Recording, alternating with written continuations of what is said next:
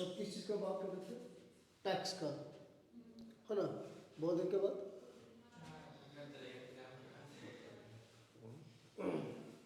हम लोग टैक्स की बात कर रहे थे, है ना? टैक्स की बात कर रहे थे ना?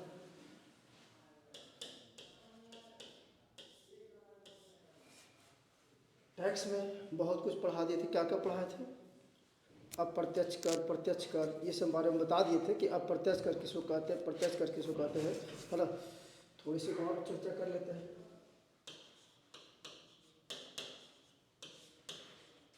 प्रत्यक्ष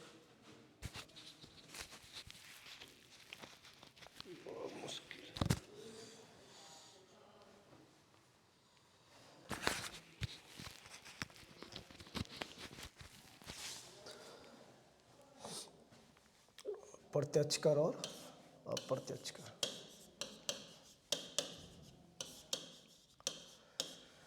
तो डायरेक्ट टैक्स और इनडायरेक्ट टैक्स,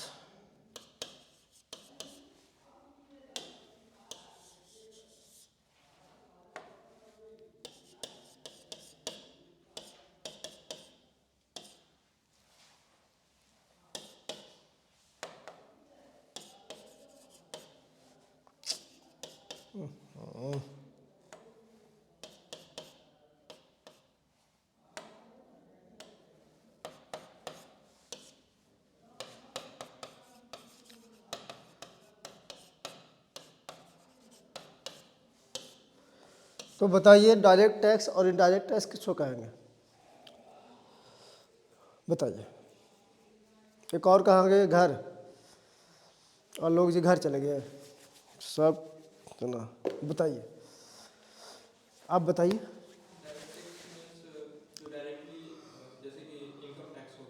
हाँ ठीक है, हम एक चीज़ बताए थे, पेन भी नहीं संभल रहा। हम एक चीज़ बताए थे इसमें, एक बताए थे आपका इम्पैक्ट, है ना? एक बताए थे इंसिडेंट, है ना? ठीक है, ये बताए थे। इम्पैक्ट मतलब करापात था कि कराघात था? कराघात। और इसका मतलब करापात, हिंदी देख लीजिएगा, ठीक है? करापात, यही था। तो इम्पैक्ट और इंसिडेंट की बात, है ना? इंसिडेंट की बात हम लोग किए थे। और ये दोनों में हम ये बताए थे कि आखिर कहाँ पर ये दोनों शामिल होता है, बताए थे। कुछ होटल वाला उदाहरण दिए थे, आप थे, बताइए कौन इसमें इम्पैक्ट होता हो सकता है? मतलब कि ये बताइए इम्पैक्ट और इंसिडेंट किसमें जो है कि एक ही व्यक्ति पर लागू होगा? दोनों बताइए। प्रत्यक्ष कर, आप बताइए, आप बताइए। प्रत्यक्ष में ही? अच्छा, और आप प्रत्यक्ष कर में क्या होगा?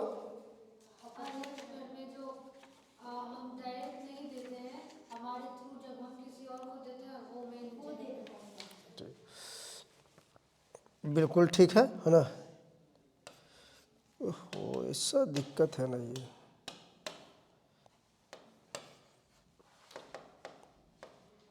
बहुत समस्या।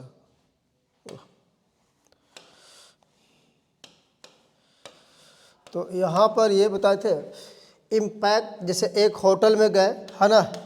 रेस्टोरेंट में जाते हैं हम लोग, कहीं पर भी, और हम लोग क्या करते हैं वहाँ पर, है ना? ग्राहक बन के रूप में हम लोग जाते हैं। तो इसका मतलब जिस पर अंतिम भाग टैक्स का पड़ता है ना? वो क्या कहलाता है? इंसिडेंट्स, है ना? हम लोग ग्राहक पर गए ग्राहक के रूप में, तो हम लोग क्या कर रहे हैं? इंसिडेंट्स, जिस पर अंतिम भार पड़ता है, ठीक है? और जिससे मांगा जाता है वो होटल वाला क्या हो गया? इम्पैक्ट होता है। तो यानी कि अगर सरकार अगर टैक्स लेती है और अगर टैक्स हमसे मांग रही है, और दोनों कराघात भी और करापात भी, हाँ, इम्पैक्ट और इंसिडेंट्स दोनों का प्रभाव एक ही आदमी पर पड़े, तो क्या कहलाएगा? Direct tax. क्या कहलाएगा? डायरेक्ट टैक्स, ठीक है? मतलब कि अंतिम भार भी उसी पर प्रभाव देना भी है उसी को। जैसे इनकम टैक्स की बात हुआ, इनकम जो टैक्स है वो क्या है? डायरेक्ट टैक्स है, क्योंकि सरकार हम, मतलब कि वो हम ही को, सरकार को भरना पड़ेगा, किसी से मांग के हम नहीं देंगे कि तुम दो तो हम देंगे, ठीक है? तो इनकम टैक्स का है डायरेक्ट टैक्स। और जिस पर अलग अलग पड़ता है वो क्या कहलाता है, इनडायरेक्ट टैक्स, है ना। जैसे ये जो यहाँ पर है होटल की ही बात कर लीजिए, वो क्या था, रेस्टोरेंट वाला, हम लोग जाएंगे तो हम लोग टैक्स वहाँ पर देंगे, लेकिन हम लोग को पता नहीं लगेगा कि हम लोग टैक्स भर के आ रहे हैं। दुकान में जाइए, कुछ भी सामान लीजिए, उसमें इनडायरेक्ट टैक्स रहता है ना, तो हम लोग को पता लगता है नहीं, तो हम लोग दे के मतलब ऐसा लगता है कि चलो मोबाइल खरीदे चाहे कुछ भी सामान खरीदे, सिर्फ मोबाइल का पैसा दे के आ रहा है, लेकिन उसमें इंक्लूड होता है इनडायरेक्ट टैक्स, और वो टैक्स हम लोग देते हैं और फिर वो कंपनी के पास जाएगी और कंपनी फिर अपनी, है ना, सरकार के पास भरेगी। तो दोनों अलग अलग हो रहा है। तो जहाँ पर इम्पैक्ट और इंसिडेंट्स दोनों अलग अलग हो वो क्या कहलाएगा, अप्रत्यक्ष कर। क्लियर, ये बात बता दिए थे। अब चलिए कुछ और बातों को बता लेते हैं। यहाँ पर लास्ट क्या लिखा था, लास्ट में क्या पढ़ाया था ये बताइए। निगम का, कॉर्पोरेट, है ना, कॉर्पोरेशन टैक्स जो भी हो, तो ये सब, अच्छा लाभांश कर, है ना, प्रॉफिट गेन टैक्स, ये सब बता दिए थे ना। प्रॉफिट गेन मतलब कि डायरेक्ट टैक्स के बारे में बता दिए थे कि कौन कौन सा डायरेक्ट टैक्स है ना, व्यक्तिगत आयकर, पूंजीकर, है ना, और क्या था लाभांश, और क्या था निगम कर था ये, है ना। निगम कर आपका किस पर लगता है, कंपनी का पर, ठीक है, ठीक है। एक उदाहरण भी दिए थे कि अगर हम मतलब कि कोई राम नाम का व्यक्ति, राम का ही कंपनी, राम नाम के कंपनी चला रहा है, तो राम जो है कि एक बार क्या इनकम टैक्स भी भरना पड़ेगा और कंपनी को निगम टैक्स भी भरना पड़ेगा, है ना, क्योंकि वो एक तरह से कृत्रिम, है ना, क्या है, व्यक्ति है कंपनी, ठीक है।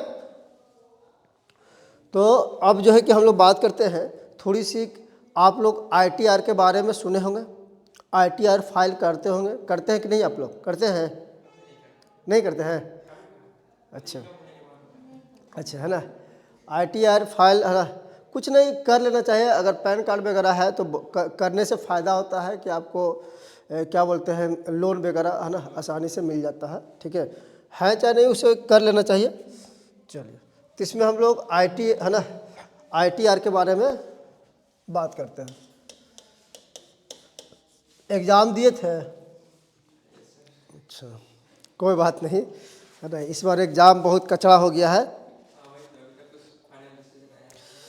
कुछ होने वाला नहीं है। यहाँ तक तो समझ में आता है कि जहाँ पर वो स्कैनर क्या डाला हुआ था, है ना, वहाँ पर वो कोडिंग एक तरीके से था, इतना मान के चलिए वो कोड किया हुआ था कि जहाँ पर स्कैनर है तो उसका आंसर क्या है ना, वो सब कोडिंग किया हुआ था ना। तो ये सब बात है ना। एक कोचिंग संस्थान से क्वेश्चन मिलना, है ना, उसके एक दिन पहले टेस्ट लेना, वही सब क्वेश्चन आना, सब क्या है समझ में नहीं आता है। और ये इतना मान के चलिए ये कैंसिल होने वाला नहीं है, कुछ भी हो जाए, कितना भी आदमी मर जाए, कितना भी लड़का मर जाए, नहीं कैंसिल होगा, इतना मान के चलिए। होने के बाद ही नहीं कैंसिल होगा, कुछ भी नहीं हो कैंसिल होगा।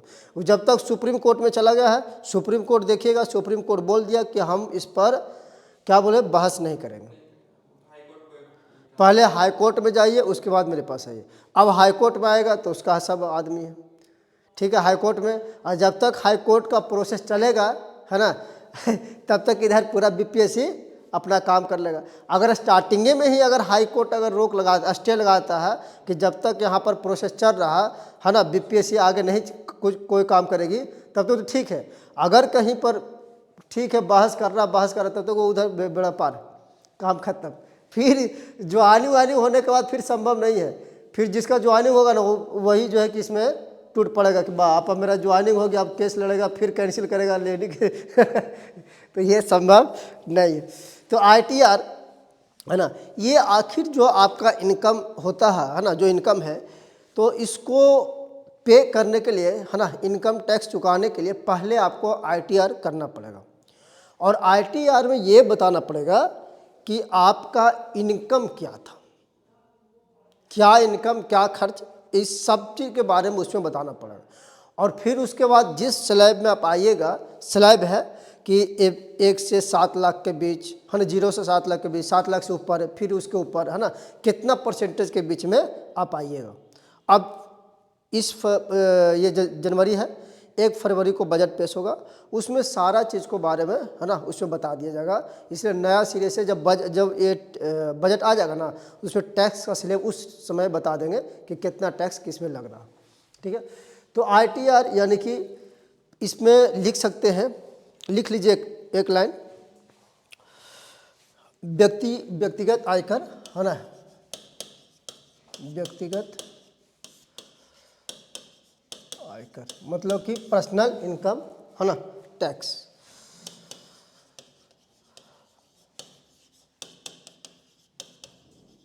लीजिए, लिखते हैं आधा मिटरते जाता है। ठीक है,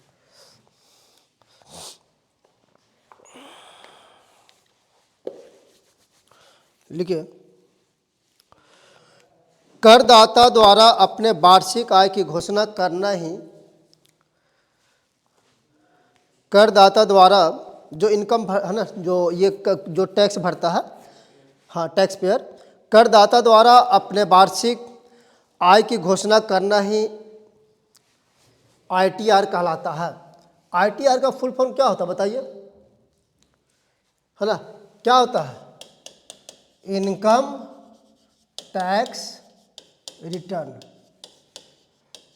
ठीक है, हाथ नहीं काम कर रहा, इनकम टैक्स रिटर्न। ठीक है, और इसमें देखिए, इसमें 2 वर्ष होता है ना, एक होता है असेसमेंट ईयर, दोनों समझिएगा। एक क्या होता है? Assessment year,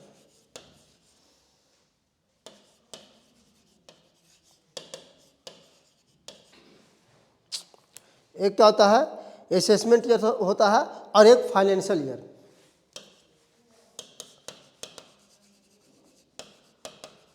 financial year, assessment year को हिंदी में कहते हैं मूल्यांकन वर्ष। क्या कहते हैं समझ लीजिएगा, उसके बाद लिखा देंगे, मूल्यांकन वर्ष। और फाइनेंशियल ईयर के बारे में पता होगा, क्या? वित्तीय वर्ष, है ना। क्या कहते हैं इसको? वित्तीय वर्ष।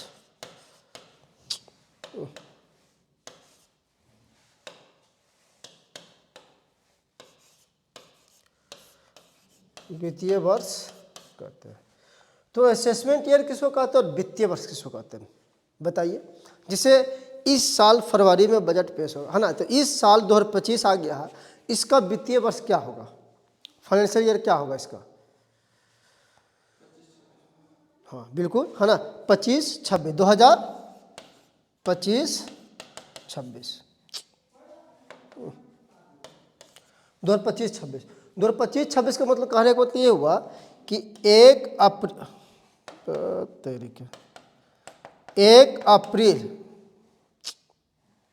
क्या बता, अच्छा पेन को पलट दे,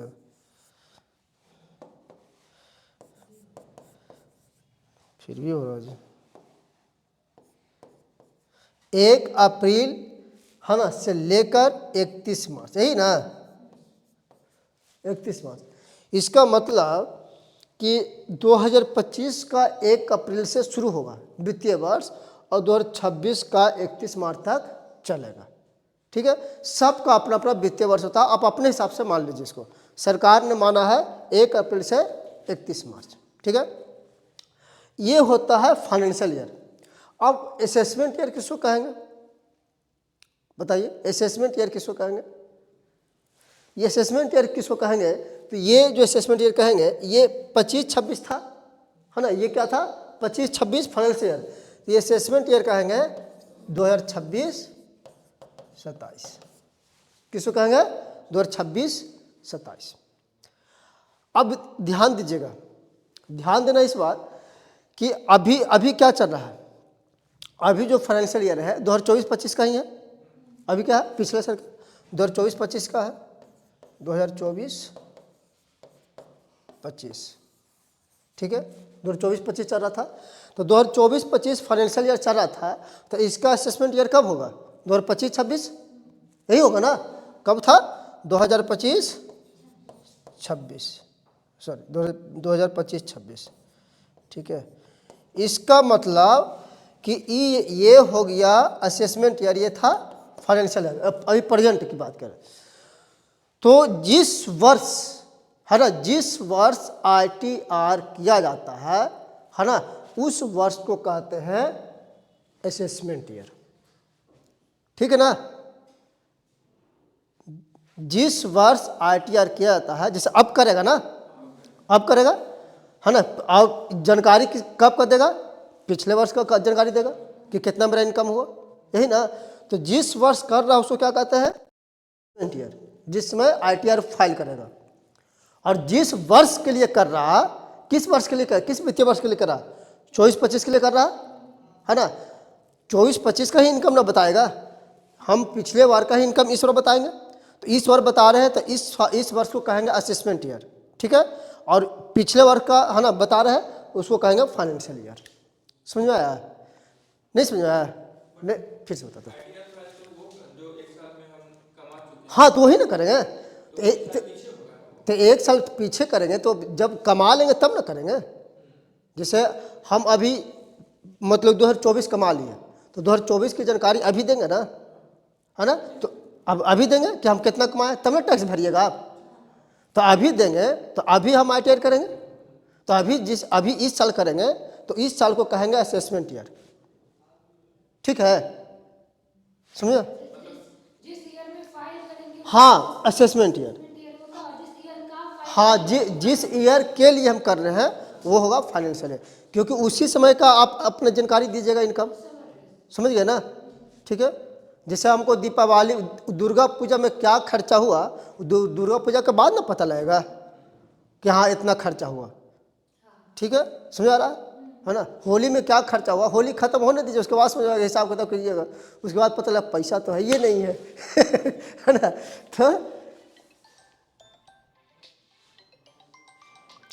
तो तेरे के सब परेशान, समझ में आ गया बात को, ठीक है ना।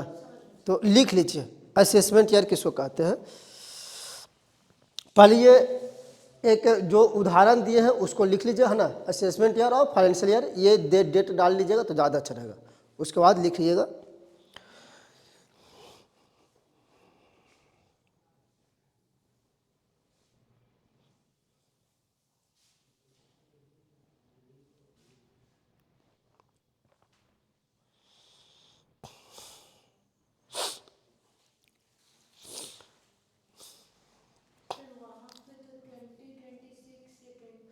ये इस साल का हम बताए हैं 26 से 27, जिससे अभी हम वित्तीय वर्ष मान रहे हैं 2025-26 मान रहे हैं।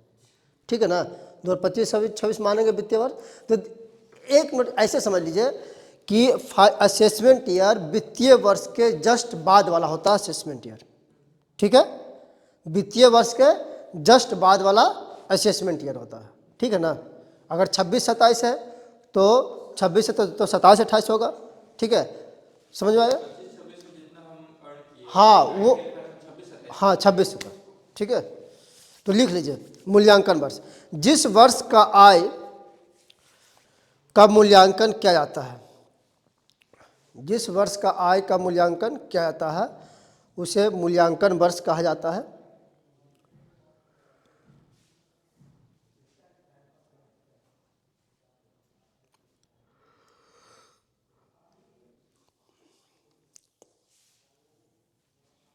मूल्यांकन वर्ष कहा जाता है। यह वित्तीय वर्ष के तुरंत बाद वाला वर्ष होता है। यह वित्तीय वर्ष के तुरंत बाद वाला वर्ष होता है।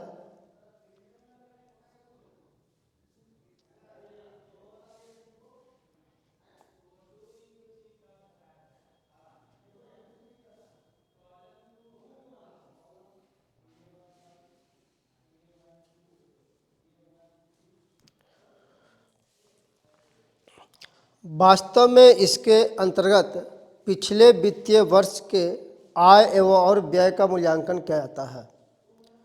आय व्यय का ना, जितना एक्सपेंस हुआ है उसका थोड़ी आप टैक्स भरिएगा, है ना। जो इनकम है उसका टैक्स भरिएगा, वो तो आपको दिखाना पड़ेगा कि हमने इतना खर्च किया। लेकिन कुछ खर्च पर आपको टैक्स नहीं देना पड़ेगा, कुछ है कि चलिए भाई इस पर आपका छूट है।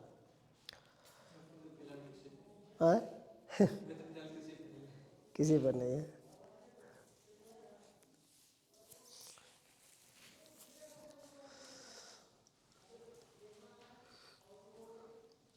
उदाहरण बता देवे कि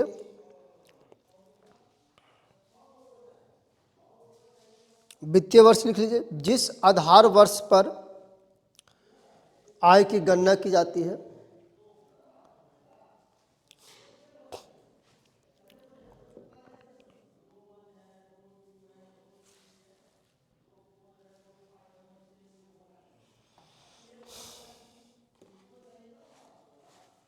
जिस आधार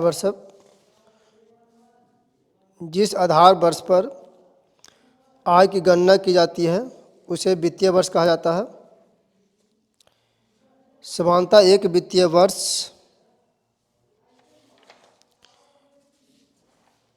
1 अप्रैल से 31 मार्च तक गिना जाता है। 1 अप्रैल से 31 मार्च तक गिना जाता है।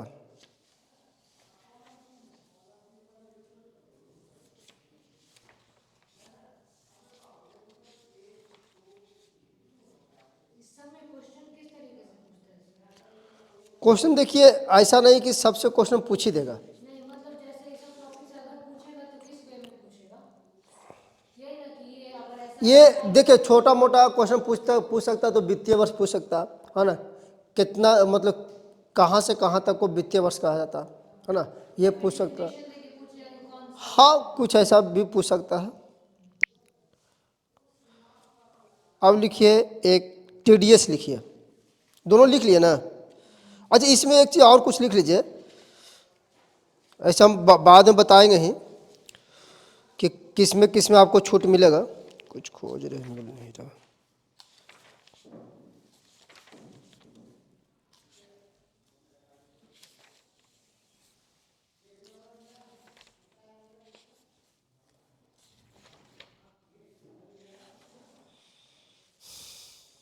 चल लिखिए, एक लिखिए आप टीडीएस लिखिए। नहीं क्या बोले, हाँ लिखिए। इसमें टैक्स बचाने के लिए कुछ प्रावधान किया गया है, कहाँ कहाँ टैक्स बचा सकते हैं। ऐसे अकाउंट्स के चीज़ पढ़िएगा ना तो उसमें बहुत सारा चीज़ पढ़ना है, ठीक है, उतना जानने की ज़रूरत भी नहीं है। तो कुछ चीज़ पढ़ लिख लीजिए।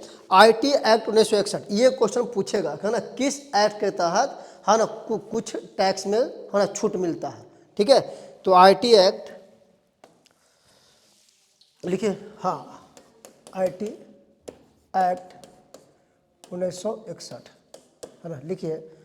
आईटी एक्ट 1961 की धारा सेक्शन 80 के तहत, धारा 80 के तहत कुछ टैक्स बचाने का प्रावधान भी किया गया है। इसको थोड़ा सा याद रखिएगा, ठीक है।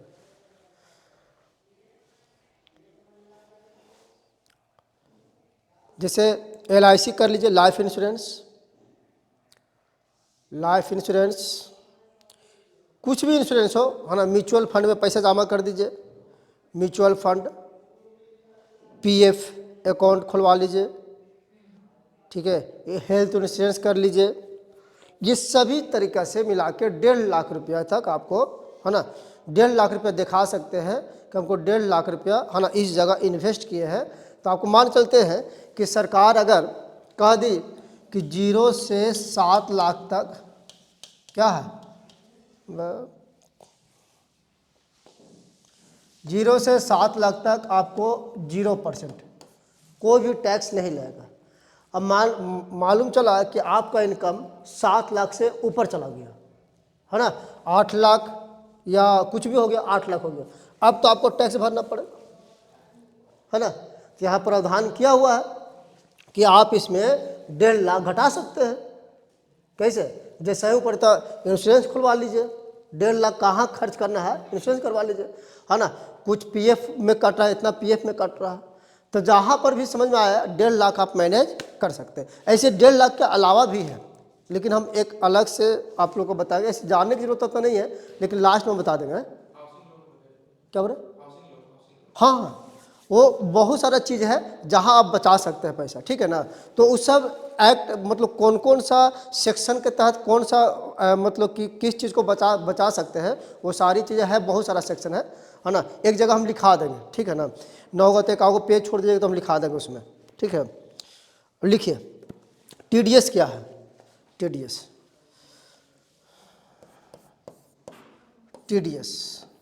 टीडीएस का फुल फॉर्म होता है tax deduction at source. Tax deduction at source, ठीक है।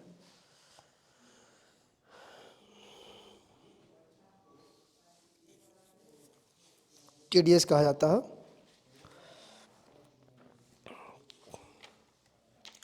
नाम सुने हैं टीडीएस का? नहीं। घर में कोई भी जॉब करते होंगे, प्राइवेट जॉब हो चाहे सरकारी जॉब हो, है ना, उनसे पूछेगा कि प्रत्येक साल वो टीडीएस भरते होंगे, किसी वकील के माध्यम से या किसी जिसके माध्यम से हो सके वो भरते होंगे, हैं? हाँ जैसे हो, है ना, जैसे वो अपना टीडीएस भर लेते हैं। तो आखिर ये टीडीएस भरने से फ़ायदा क्या होता है, जबकि वो बेचारा टैक्स में भी नहीं आते हैं, वो टैक्स नहीं भरते फिर भी टीडीएस भरना पड़ रहा है। आखिर इसके पीछे रीज़न क्या है? तो समझ लीजिए टीडीएस क्या है। जैसे सैलरी आपका जो आ रहा है अकाउंट में, है ना, तो टीडीएस आपको भरना ही है, टीडीएस आप भर दीजिए। लेकिन सरकार देखती है कि अगर आप टैक्स के स्लैब में नहीं आते हैं, ठीक है, तो क्या करेगी वो, आपको फिर से पैसा जितना काटी है ना वो पैसा का भेज देगी आपके अकाउंट में। लेकिन अगर आप टैक्स के स्लैब में आ जाते हैं, ठीक है, तो फिर आपको टैक्स भरना पड़ेगा और जितना टीडीएस कटा है वो फिर आपको उसमें माइनस हो जाएगा कि आप पहले ही भर चुके हैं। मतलब कि वो एडवांस के रूप में राशि ले लेता है कि भाग के तुम जाएगा कहाँ, है ना। तो कभी कभी देखिएगा टीडीएस पर भी लड़ाई हो जाता है। कोई भी बेचारा जॉब करता है तो वहाँ से टीडीएस जो है कि काट लेता है, ठीक है, कोई कंपनी या कोई भी कोचिंग संस्थान बड़े बड़े टीडीएस काट लिया, और वहाँ से अगर छोड़ता है तो मालूम चला कि उसको बेचारा टीडीएस का पैसा रिटर्न नहीं हो रहा है ना, कुछ रिटर्न नहीं हो रहा है। तो इसमें घाटा भी है ना, फाइल तो कर, लेकिन उसके लिए कुछ प्रोसेस है ना, उसके लिए कुछ प्रोसेस है, जहाँ से जिस माध्यम से टीडीएस कटा है, जिस कंपनी में है उसके, है ना, उसका कुछ प्रोसेस है।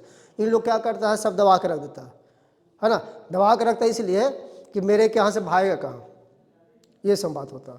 उसके बाद आता नहीं है, बेचारा परेशान अलग हो जाता है। तो बिना मतलब के कभी कभी, है ना, जो काम करता है अच्छा खासा पैसा काट, परसेंटेज है वो पैसा जो है कि काट लेता है। तो टीडीएस मतलब आपके सैलरी से ही काटता है, लेकिन बाद में आपके अकाउंट में रिटर्निंग हो जाता है, ठीक है। तो टीडीएस सबको काटता है एक तरीके से, जो भी काम करते होंगे।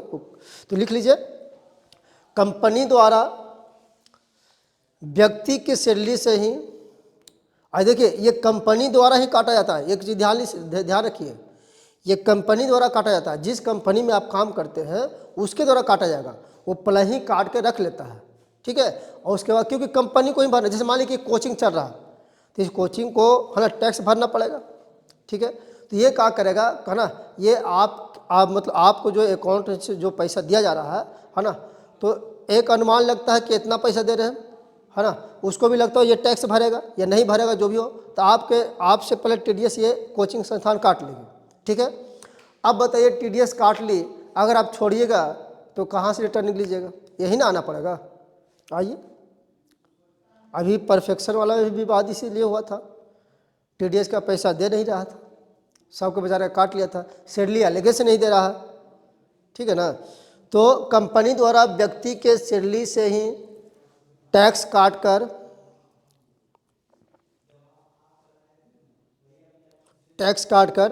गवर्नमेंट को अदा कर देती है, उस टैक्स को टीडीएस कहते हैं, उस टैक्स को टीडीएस कहते हैं, उस टैक्स को टीडीएस कहते हैं।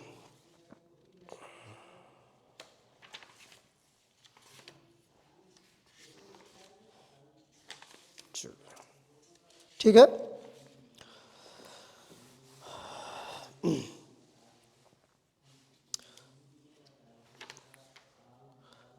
संपत्ति कर वगैरह पढ़ा दिए थे, वेल्थ टैक्स हम बताए थे भी कि संपत्ति कर से पूंजी कर, पूंजी लाभ कर बता दिए थे, है ना। संपत्ति टैक्स बताए थे कि संपत्ति कर को, है ना, वेल्थ टैक्स को समाप्त भी कर दिया गया, नहीं किया गया था, ठीक है, बताए थे।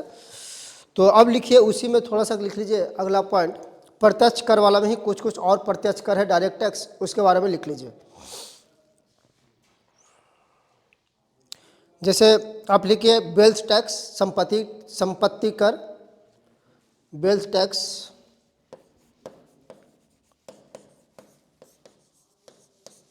संपत्ति कर, वेल्थ टैक्स। ये संपत्ति से कमाए हुए लाभ पर लगता है, ठीक है। कोई संपत्ति है उसको बेच के अगर लाभ कमाते हैं उस पर ये क्या लगेगा, वेल्थ टैक्स लगेगा। लेकिन ये सब समाप्त कर दिया गया है, लिख लीजिए थोड़ा सा, संपत्ति से कमाए हुए लाभ पर लगने वाले, संपत्ति से कमाए हुए लाभ पर लगने वाले कर को संपत्ति कर के रूप में जाना जाता है।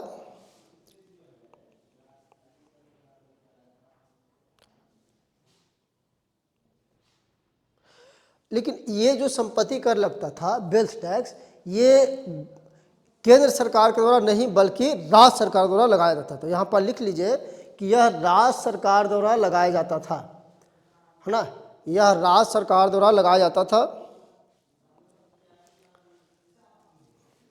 लेकिन अब क्या किया गया है, 2016-17 से क्या किया, इसे समाप्त कर दिया गया है, लिख लीजिएगा 2016-17 से इसे क्या किया गया, समाप्त कर दिया गया है।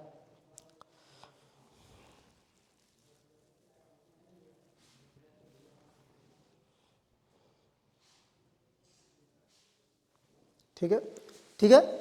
गिफ्ट टैक्स, उपहार कर, उपहार कर, गिफ्ट टैक्स।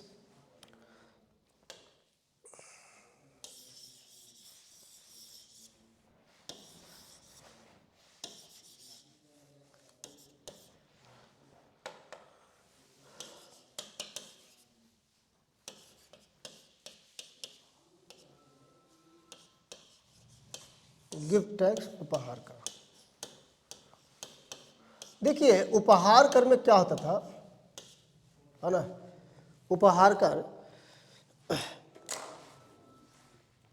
जैसे उपहार क्या, या आपको कोई स्वेच्छा से दे दे, है ना, शादी ब्याह में पार्टी फंक्शन में दे दिया, है ना, उपहार करके, तो उस पर जो है कि कुछ कर लगता था, ठीक है, उपहार कर लगता था, ठीक है।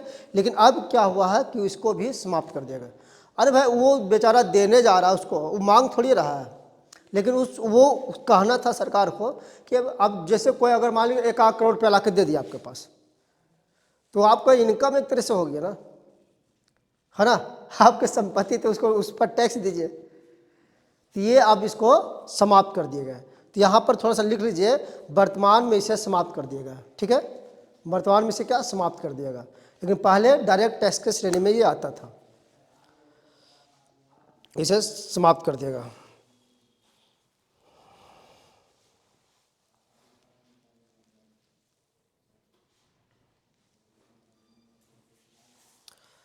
अब एक गूगल टैक्स लिखिए, गूगल टैक्स, जो हम लोग गूगल चलाते हैं, है ना, गूगल टैक्स, गूगल कर। अब बोलिए कि इस पर सर क्या लगेगा, है ना, इस पर भी क्या लग सकता है। जिसे आप देखिएगा, अब गूगल टैक्स का मतलब सिर्फ गूगल पर नहीं, जो भी फेसबुक वगैरह देख रहे हैं, हाँ सोशल, जिससे कहने का मतलब ये हुआ कि इस पर कैसे टैक्स लगेगा। इस पर टैक्स लगता है कैसे कि आप देखिएगा कि इस पर एडवर्टाइजमेंट आता है, प्रचार प्रसार आता है कि नहीं, तो उस प्रचार प्रसार जो कर रहा है ना, कोई भी कंपनी के द्वारा जो प्रचार प्रसार किया जा रहा है, तो फ्री क्यों हो रहा है, फेसबुक पर भी आता होगा, चाहे किसी पर आता है, उसके लिए पैसा लेता है तब वो प्रचार करता है, तो उससे उसका तो इनकम हो रहा है ना, उस कंपनी को क्या हो रहा है, इनकम हो रहा है, और 2 पैसा हमको टैक्स दो। तो पहले ये नहीं था, लेकिन 2016-17 में इसे प्रत्यक्ष कर में इसको जोड़ लिया गया, ठीक है ना। तो अब इसको लगता है क्या, अब गूगल टैक्स देना पड़ता है इसके प्रचार प्रसार पर। तो लिखिए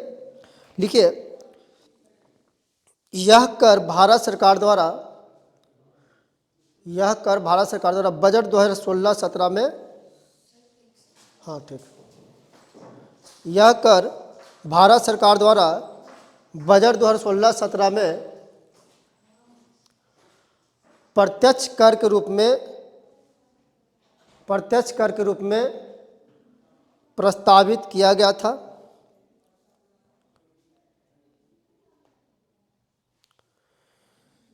इस कर प्रणाली के अंतर्गत गूगल तथा फेसबुक जैसी विदेशी कंपनियों पर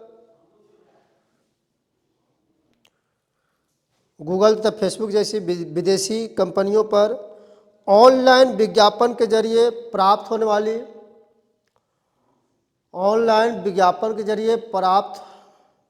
होने वाली आय पर 6% की दर से प्राप्त किया जाता है। ऑनलाइन विज्ञापन के जरिए प्राप्त होने वाली आय पर 6% टैक्स लगाया जाता है। जो भी समझिए 6% टैक्स वसूला जाता है।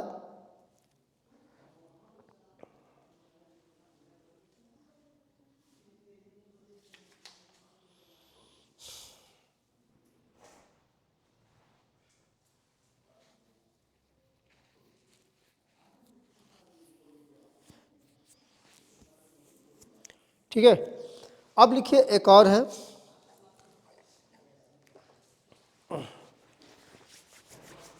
ठीक है, हाँ जी। अच्छा, डिजिटल लेन देन करते हैं तो उसमें टैक्स लगता है कि नहीं? लेन देन करते हैं डिजिटली रूप से तो टैक्स लगता है कि नहीं? लगता है ना। आप देखते होंगे कि रिचार्ज कीजिए अपने मोबाइल से, देखिए है ना, 299 का रिचार्ज 300 से पार कर देगा, है ना, तो इसका मतलब क्या टैक्स कट रहा है ना। तो डिजिटली रूप से भी टैक्स लगता है। एक होता है बायोबैक टैक्स, बायबैक टैक्स, सॉरी बायोबैक नहीं, बायबैक टैक्स, बायबैक टैक्स।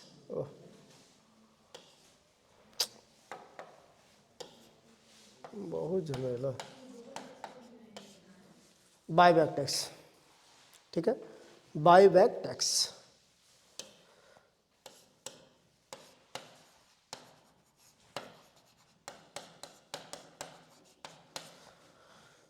लिखिए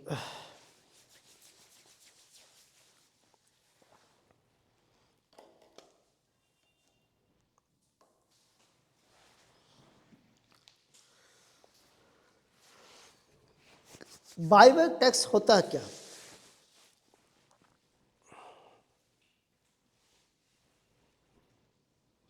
जिसे हम कंपनी वाले हैं, हम शेयर जारी किए, आप शेयर खरीद लीजिए, ठीक है, लेकिन उस शेयर को पुनः अगर हम खरीदते हैं आपसे, इस पर, है ना, तो इसी को कहते हैं बाईबैक, ठीक है, क्या कहते हैं?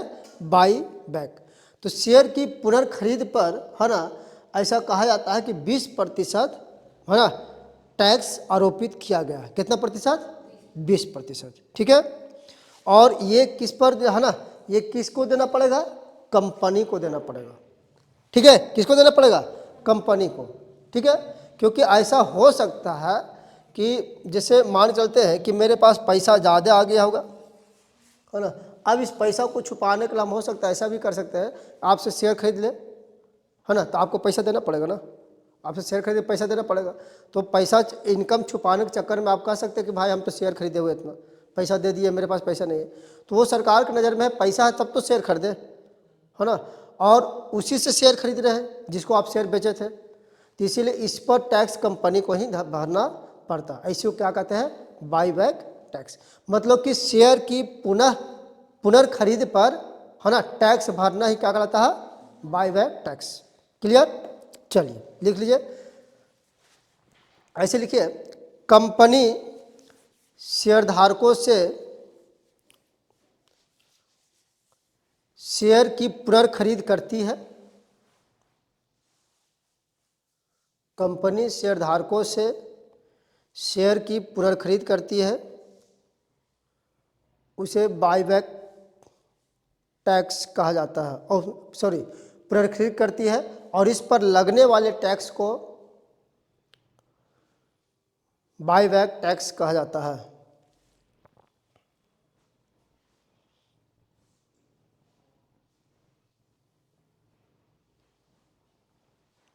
ठीक है, और कितना? इस पर 20% निर्धारित किया गया, ठीक है ना, इस मतलब इसको देखते रहिएगा बार बार, लेकिन 20% निर्धारित किया गया था, ठीक है।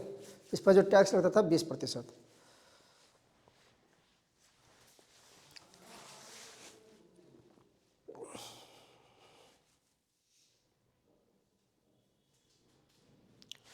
एक और लिखिए एंजल कर।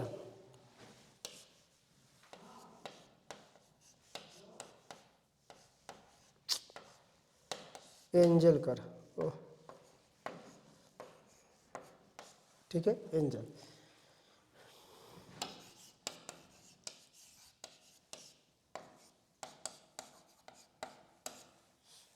एंजल कर,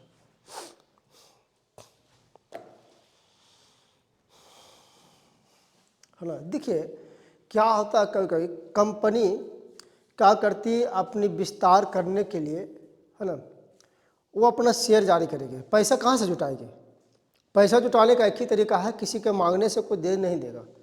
अगर आपको लोग को भी पैसा चाहिए तो आप सोचते रहे कि बैठे बैठे घर में, है ना, पैसा मिलते रहे, तो कितने दिन तक मिलेगा? ज़्यादा दिन तक मिलने वाला नहीं हो, चाहे कोई भी हो, है ना, लड़का लड़की शादीशुदा जो भी कोई भी हो, है ना, ज़्यादा दिन तक, है ना, भरोसा मत कीजिए कि हमको पैसा मिलते रहेगा। जहाँ से मिल रहा है वो एक दिन बंद हो जाए। हाँ, किसी का हक होता है ना, हक के अनुसार है वहाँ से मिल जाता है तो अलग बात है ना। तो ये मत सोचिए कि घर बैठे अभी मिल रहा है आराम से, है ना, आराम से पैसा, आराम जो भी खर्च करना है, जैसे खर्च करना है करते रहिए, बाद में बहुत पछतावा होगा। तो कंपनी को अगर पैसा चाहिए तो किसी के मांगने से वो पैसा मिलेगा नहीं। उसके लिए क्या करेगी कि शेयर जारी करेगी। जैसे ही शेयर जारी करेगी वो अपना उस शेयर खरीदेगा, है ना, और कंपनी के पास पैसा आ जाएगी। लेकिन ठीक है, ये तो बात सही है, लेकिन जो शेयर जारी करती है ये एंजल टैक्स में क्या होता है, जो शेयर जारी करती है ना, उसका अगर कीमत 100 रुपया है, कितना, 100 रुपया अगर उस शेयर का कीमत है, तो फेस वैल्यू हो गया, क्या हुआ, ये इसका फेस वैल्यू है 100 रुपया। दिख रहा है कि 100 रुपया ही है, लेकिन मालूम चला कि जब खरीदने गए तो इस पर कौन कर रहा, जब खरीदने गए तो मालूम चला ये शेयर हमको 100 रुपये में नहीं 120 रुपये में मिल रहा है। कितना में? 120 रुपये मिल रहा है। यानी कि कंपनी जब विस्तार के लिए जो शेयर करती है और फेस वैल्यू से ज़्यादा रेट पर वो शेयर को बेचती है या शेयर जारी करती है, तो उस पर जो टैक्स लगेगा, किस पर, जो एक्स्ट्रा पैसा वो कमा रहा है, 20 रुपये एक्स्ट्रा ले रहा है, इस पैसा पर, इस, है ना, इस मुद्रा पर, इस वैल्यू पर जो टैक्स लगेगा उसको क्या कहते हैं, एंजल टैक्स। ठीक है। अब बोलिए कि सर ऐसा हो सकता है क्या, कोई खरीद सकता है? क्यों नहीं खरीद सकता है? क्यों नहीं खरीद सकता है?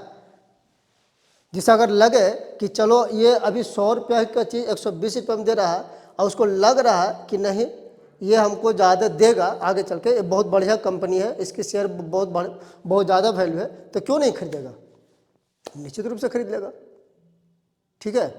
जैसे मान ले कि अगर RBI अगर शेयर जारी कर दिया अपना, तो कौन नहीं खरीदना चाहेगा? वो डूबने वाली है, कहीं डूबने वाली नहीं है, जियो का आने वाला होगा, है ना, बहुत सारा ऐसा है ना। तो शेयर आप लोग खरीद के रख ले रहिए, है ना, कोई बड़ी चीज़ है, 10 शेयर ही लगा लीजिए, है ना, 10 शेयर शुरू कीजिए, ज़्यादा नहीं कर रहे, 10 शेयर ही शुरू कीजिए, है ना। एक बार जब आदत लगता है ना, शेयर को मतलब कि अपने से थोड़ा सा सीख लीजिए कैसे कैसे सब कुछ होता है। अब हमसे पूछेगा तो सर हम मेरे पास तो एक रुपये का शेयर नहीं है ठीक है, तो समझ में आया? तो लिख लीजिए एंजल कर।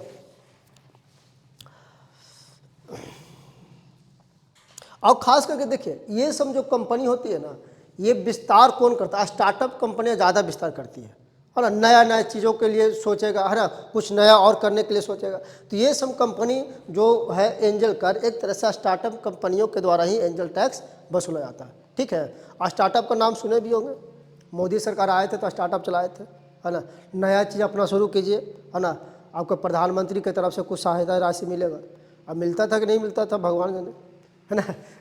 हमको तो नहीं समझ आता है कि जिसको मिलना चाहिए उसको मिलता है, और कहाँ से सब मतलब कि अगर मंच पर मोदी जी अगर बुलाना चाहे कि हम 1 करोड़ लोगों को सहायता दी है तो 1 करोड़ आदमी आ जाएगा मंच पर, 1 करोड़ आदमी मिला। अब उसको मिला है कितना उन लोग को ऐसा पता नहीं है, लेकिन मंच पर तो जरूर आदमी आ जाएगा, है ना।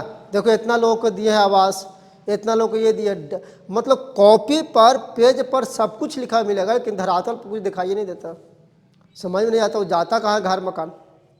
लिखिए, स्टार्टअप कंपनियां व्यापार के विस्तार के लिए फंड जुटाती है। स्टार्टअप कंपनियां व्यापार के विस्तार के लिए फंड जुटाती है।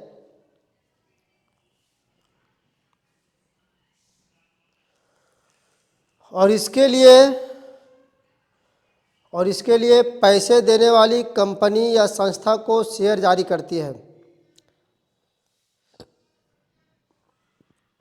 और इसके लिए पैसे देने वाली कंपनी या संस्था को शेयर जारी करती है।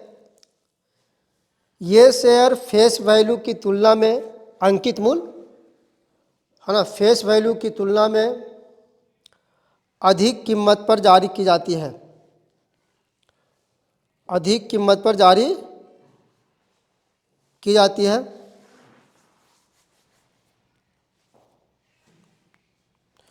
ठीक है, इस पर जो कर लगाया जाता है उसे एंजल टैक्स कहते हैं। अतिरिक्त राशि पर, ऐसे लिखिए, ऐसे लिख लीजिए, अतिरिक्त राशि पर, एकत्रित हुई अतिरिक्त राशि पर, ऐसे लिखिए, एकत्रित हुई अतिरिक्त राशि पर,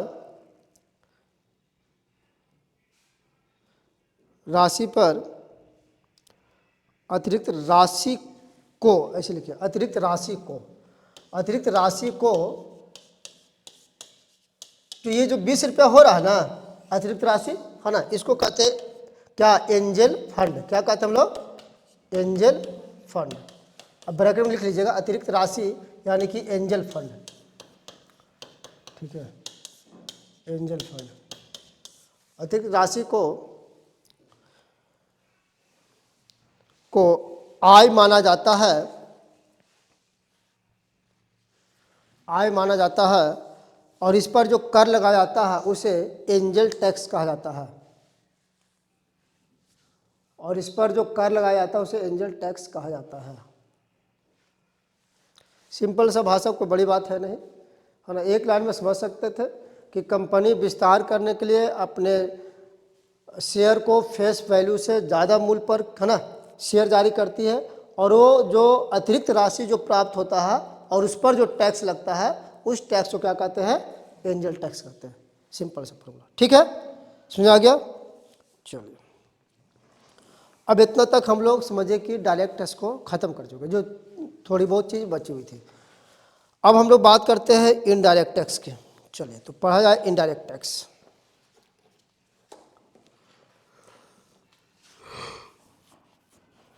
इनडायरेक्ट टैक्स,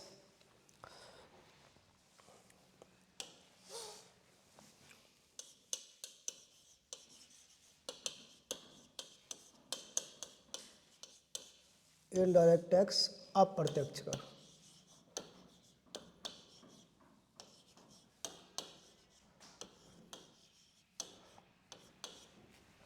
अप्रत्यक्ष कर, देखिए, अब जो है कि 1 जुलाई 2017 से मालूम है कि 1 जुलाई 2017 से क्या हुआ है ना, अप्रत्यक्ष कर जितने कर थे लमसम वो उस सभी को एक जगह समाहित कर दिएगा। और वो किसके अंतर्गत रखा गया, जीएसटी के अंतर्गत। किसके अंतर्गत, जीएसटी के अंतर्गत। लेकिन यहाँ पर समझने वाली बात है, जीएसटी तभी समझ पाएंगे जब इसके पहले की बातों को समझना है ना। तब जीएसटी क्यों आया, है ना, इसके पीछे कारण क्या था, आने से आपको फ़ायदा दिखना चाहिए, क्या फ़ायदा बुझा रहा है कि नहीं बुझा रहा। तो पहले इसके पहले के बातों को समझ लेंगे कि अप्रत्यक्ष इनडायरेक्ट टैक्स में कौन कौन सा टैक्स शामिल था, है ना। तो पहले लिख लिया जाए, लिखिए इनडायरेक्ट टैक्स, है ना। यहाँ पर हेडिंग डाल लीजिए, लिख लीजिएगा 1 जुलाई 2017 से पहले, है ना। 1 जुलाई 2017 से पहले की बात हम लोग करेंगे।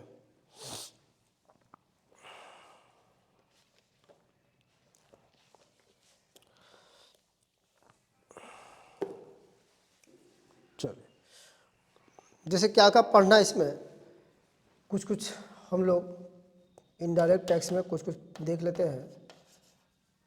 चलता नहीं ना,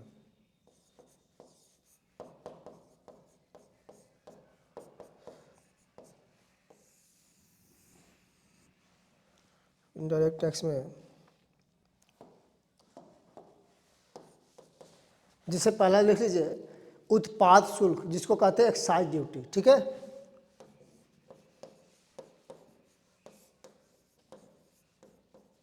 उत्पाद शुल्क एक्साइज ड्यूटी लिख दे,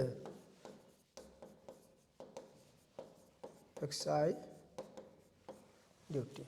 फिर लिखिएगा वैट, नाम सुने हैं वैट का, सुने कि नहीं, नहीं है वैट।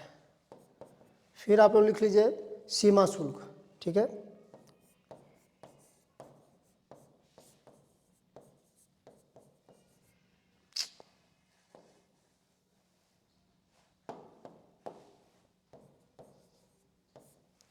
सीमा शुल्क, ठीक है।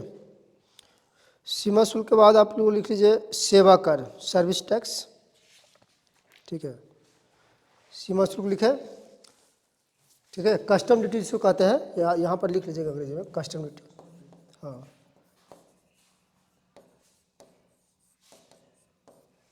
कस्टम इंस्पेक्टर बनता है कि नहीं बनता, देखे ना, सुने कस्टम इंस्पेक्टर था पहले, है ना। उसके बाद लिखिए सेवा कर, सर्विस टैक्स,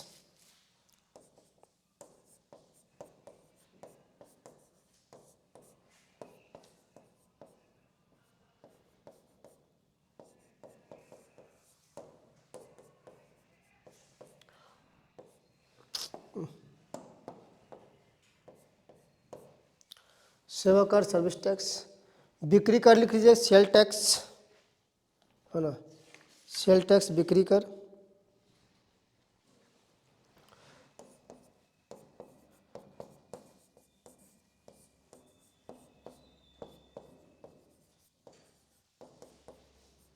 सेल टैक्स। उसके बाद लिख लीजिए आप लोग स्टाम्प ड्यूटी या शुल्क, स्टाम्प जो लगाते नहीं है ना, इस पर पहले लिफाफा पर भेजते थे ना, अभी भी लगता है स्टाम्प ड्यूटी, है ना, यह शुल्क। एक मनोरंजन कर लिख लीजिएगा, एंटरटेनमेंट टैक्स, मनोरंजन कर।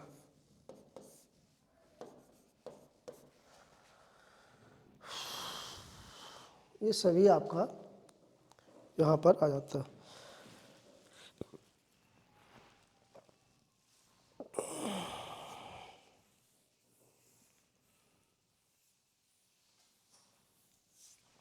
चलिए,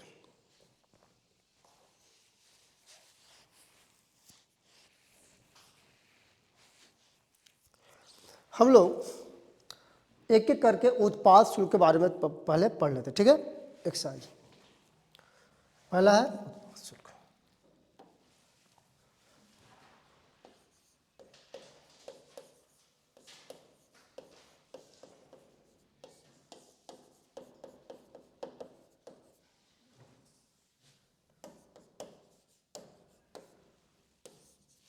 ठीक है, एक्साइज ड्यूटी। देखिएगा, ये हिंदी में अंग्रेजी नहीं समझ आया है ना, थोड़ा अंग्रेजी का उल्टा आपको दिखाई दे रहा उत्पाद, है ना। तो उत्पाद याद रखिएगा, उत्पाद के मतलब कि उत्पादन पर लगने वाले टैक्स, है ना, उत्पादन पर लगने वाले टैक्स। तो उत्पादन दो तरीका से हो सकता है,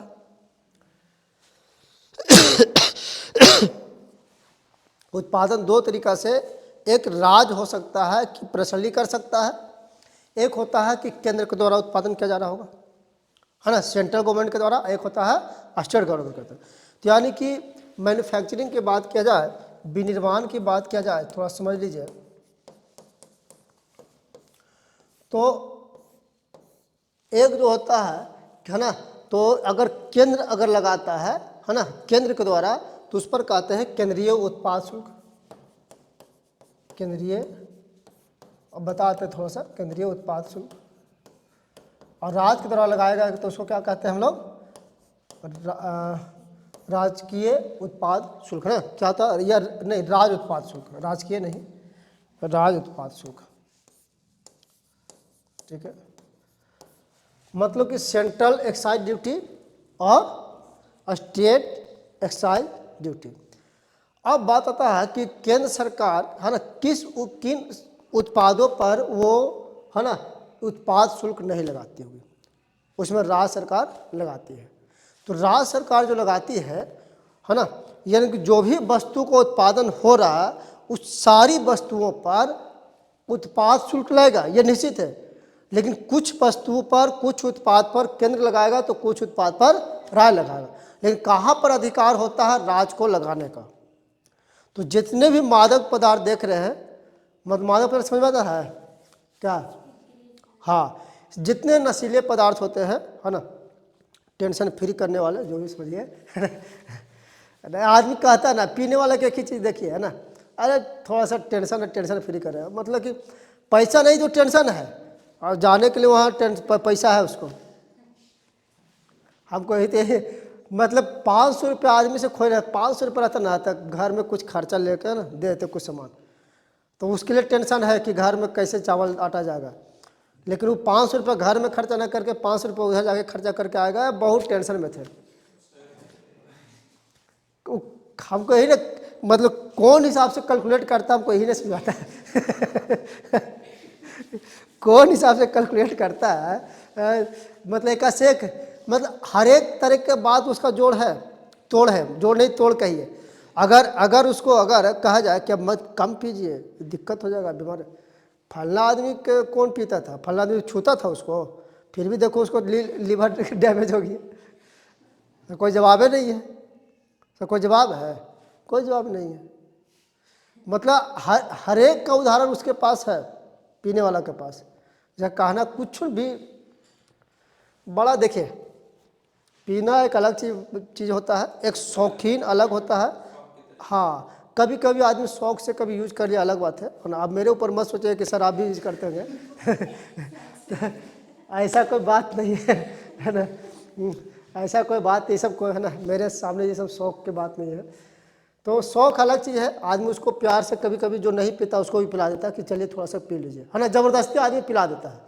लेकिन जो पीता है वो पता नहीं, वैसे पीने का मतलब, अभी आ रहे थे ना, बाइक से अभी आ रहे थे, तो आप यहाँ पर करबिगहिया के पास जो ओवर ब्रिज जो चढ़ते हैं, वहाँ पर देख रास्ता उधर से आया और गिर के छटपटा रहा था।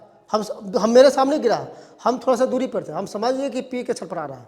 तो 2 लड़का दौड़ा है, हमको लगा कि बीमारी होते मिर्गी वगैरह, हमको लगता है ठंडा असर कर, हम समझ नहीं ये पी कहीं आ रहा उधर से छटपटा रहा है।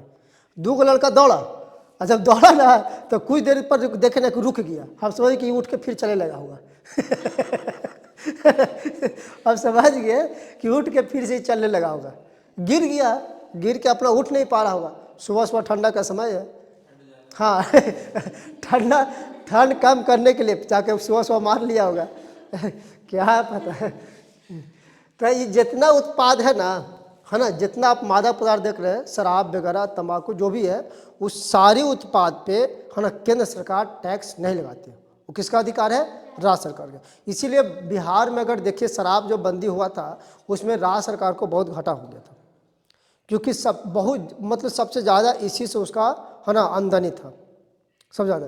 दिल्ली में देखिए लॉकडाउन के समय में भी देखिएगा, दारू को खुलवाया गया, शराब दुकान को खुलवाया गया था ना, और उससे ज़्यादा सबसे ज़्यादा उसी से पैसा, इतना पैसा आ गया जिसे कहना नहीं है, उसी से पैसा आ गया। तो इसमें क्या है, ये सब जितना इनकम होता है, जितना इनकम इससे होगा वो सब राज्य सरकार के पास जाता है, केंद्र सरकार इससे मतलब नहीं है। हाँ, अब कुछ बात होता है कि इससे कुछ, जैसे मान लीजिए तंबाकू से ही अगर किसी चीज़ को और उससे ऊपर के प्रोडक्शन करता है कुछ इस तरह, हाँ, तो वो सारी वस्तु पर है ना, वो सारी चीज़ों पर कौन लगाएगा? केंद्र सरकार लगाएगा, केंद्र सरकार लगाएगा, ठीक है ना। जिसे आप चले जाए होम्योपैथिक वाला में अल्कोहल का यूज किया जाता है, तो आज होम्योपैथिक वाला दवा कितना, क्यों महंगा इतना होगा? बिहार में महंगा होने के पीछे कारण यही है, अल्कोहल बंद होना, है ना, शराब बंद होना। लेकिन अब दवा है तो लोगों के पास दवा जाना ही चाहिए, तो इसके लिए तो दारू दीजिए, है ना, दारू दीजिए उसको। तो इसीलिए देखिए बहुत महंगा है, होम्योपैथिक वाला इलाज सस्ता नहीं है, बहुत महंगा है, समझ ना। मुश्किल से 8 दिन का दवा देगा, 800 रुपया, 1000 रुपया, 500-600 रुपये ले लेता है आराम से, है ना। ये बहुत महंगा इलाज है, और खिलाएगा कितना, कब से 2 साल 3 साल खाइएगा तब ठीक होगा, इसके नीचे तो ठीक नहीं होगा, इसके नीचे ठीक नहीं है। तो समझ गए बातों को। तो लिख लीजिए, ऐसे लिख लीजिए, केंद्र सरकार द्वारा भारत में विनिर्मित विनिर्मित वस्तुओं ब्रैकेट में लिख लीजिएगा, अल्कोहल एवं मादक पदार्थों को छोड़कर, ब्रैकेट में लिख लीजिएगा, अल्कोहल एवं मादक पदार्थों को छोड़कर विनिर्मित वस्तुओं के उत्पादन पर जो कर लगाया जाता है या जो कर अधिरोपित करती है उसे केंद्रीय उत्पाद शुल्क कहते हैं।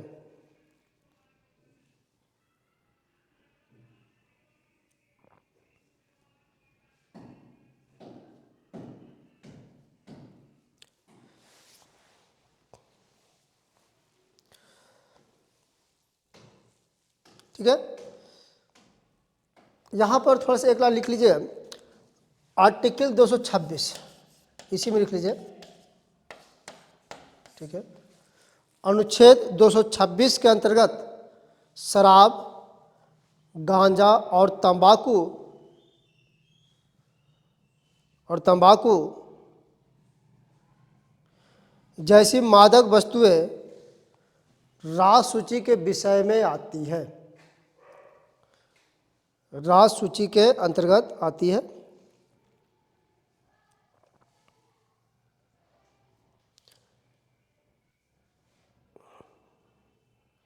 इन सभी उत्पाद पर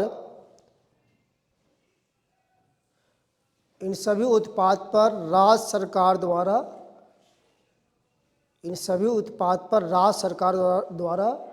राज्य उत्पाद शुल्क लगाया जाता है।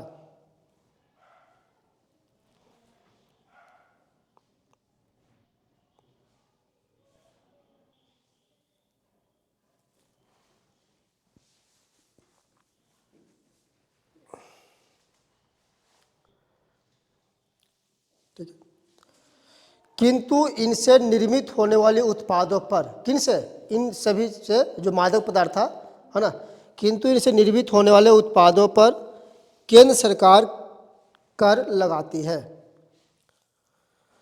केंद्र सरकार कर लगाती है।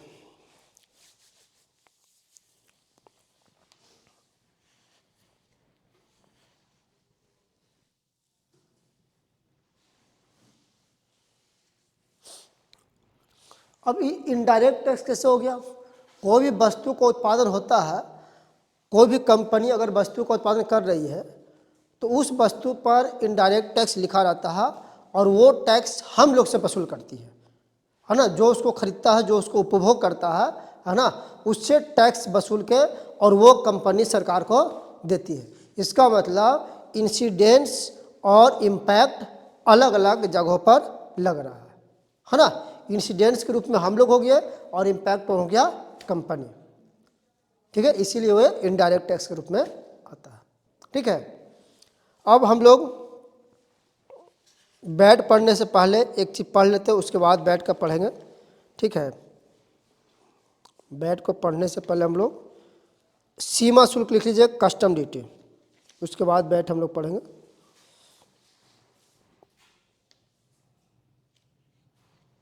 लिखिए, कस्टम ड्यूटी आखिर लगता कहाँ पे? देखिए, सीमा शुल्क,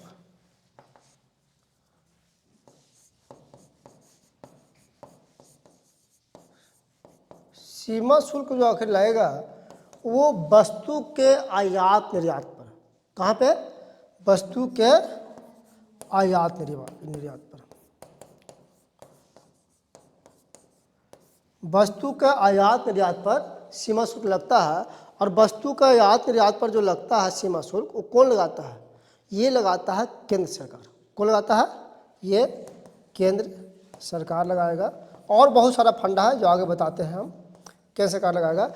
लेकिन यहाँ पर देखिएगा, कभी कभी ऐसा होता है कि केंद्र सरकार द्वारा क्या कर लिया जाता है कि निर्यात शुल्क नहीं लेता है, निर्यात शुल्क नहीं लेता। आखिर कारण क्या है?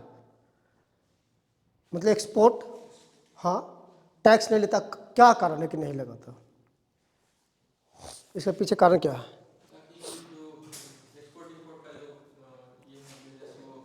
बस इसलिए नहीं लगाता है कि ताकि अगर यहाँ के सामान अगर दूसरे देशों में जाता है, निर्यात मतलब क्या है ना, यहाँ का सामान दूसरे देशों में जाना, आयात मतलब आना, ठीक है।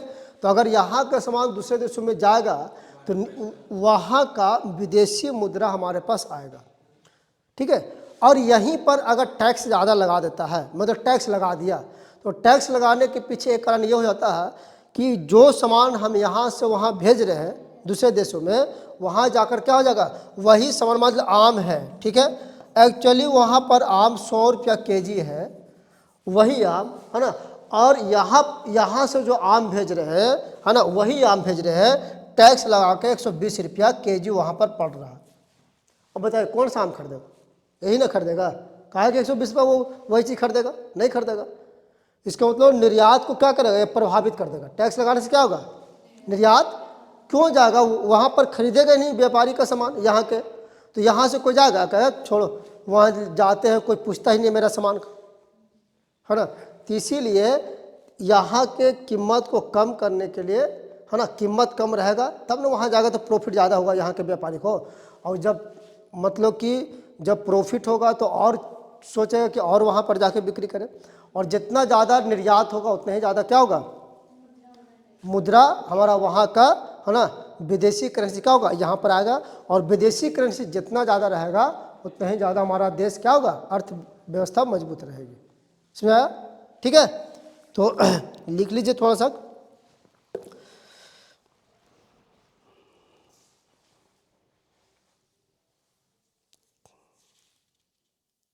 सीमा शुल्क था ना, लिखिए। केंद्र सरकार द्वारा अच्छा ये जो लगाएगा, देखिए समझ लीजिए, ऐसा नहीं होता है कि मालूम चला है कि बिहार से सामान उठा के और यूपी में लेके जा रहे हैं, तो क्या इस पर सीमा शुल्क लगेगा?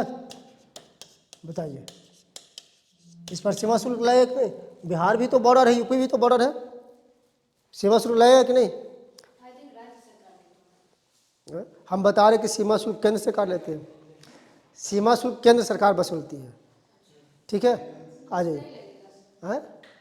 नहीं, ये जो सीमा शुल्क लगता है ना, सीमा पार के मतलब आउट ऑफ कंट्री, है ना, देश के बाहर जब सामान है, देश के बाहर से आना या जाना होता है, उस पर लगाती है टैक्स। और जब एक राज्य दूसरे देश के अंदर लाएगा तो इसमें केंद्र सरकार क्या करेगी? इसमें तो राज का ही हो जाएगा फिर ना।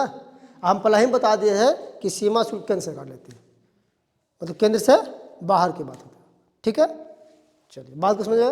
तो अगर कह देगा कि एक स्टेट से दूसरे स्टेट में अगर होता है, अब तो क्वेश्चन पूछेगा नहीं क्योंकि जीएसटी के सब अंदर में आ गया, तो अब जीएसटी में वो समाहित हो गया है, तो जीएसटी की बात होती है। लेकिन फिर भी अगर कोई पूछे कि एक राज्य से दूसरे राज्य की सीमा में अगर प्रवेश करता है तो उस पर क्या है ना, सीमा शुल्क लगेगा, कस्टम ड्यूटी? बिल्कुल नहीं, ठीक है।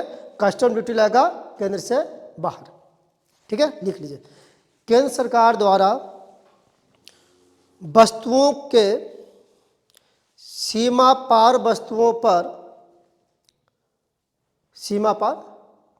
वस्तुओं पर जो कर अधिरोपित किया जाता है या जो कर लगाया जाता है उसे सीमा शुल्क कहते हैं।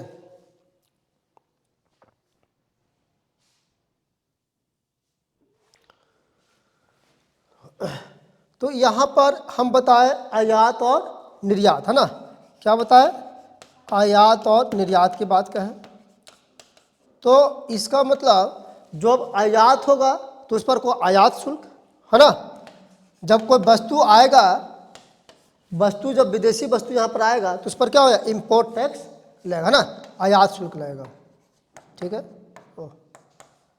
आयात कर लेगा।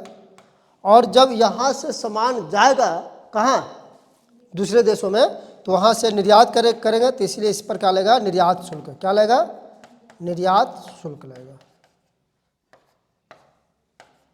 निर्यात शुल्क, आयात शुल्क और निर्यात शुल्क। ठीक है। तो आयात पर आयात शुल्क और निर्यात पर निर्यात शुल्क। और कौन लगाएगा भाई? तो सेंट्रल, है ना, गवर्नमेंट, केंद्र सरकार। ठीक, चलिए अब हम लोग बात करते हैं सर्विस टैक्स। लिखिए सेवा कर। समय है ना अभी? चलो, थोड़ा टैक्स है, थोड़ा सा संभाल के पढ़ना पड़ता है, ठीक है ना। जीएसटी में भी टाइम थोड़ा लगेगा ना, जीएसटी में टाइम बहुत सारा उसमें पेचीदा है, जीएसटी समझना ही बहुत बड़ी बात है।